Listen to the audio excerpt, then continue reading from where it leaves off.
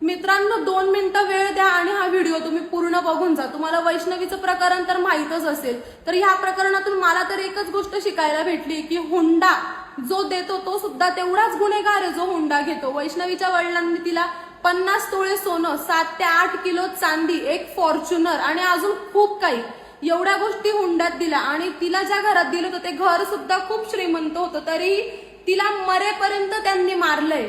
तिला चटके दिले, तिच्या तोंडावरती थुंकले आणि अजून मी ह्या व्हिडिओमध्ये बोलू शकत नाही अशा प्रकारचे हाल तिचे केले।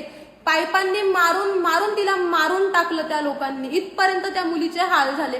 काय म्हटलं असेल त्या आई वडिलांचा जीव त्यांच्या मुलीचा अशी अवस्था बघून।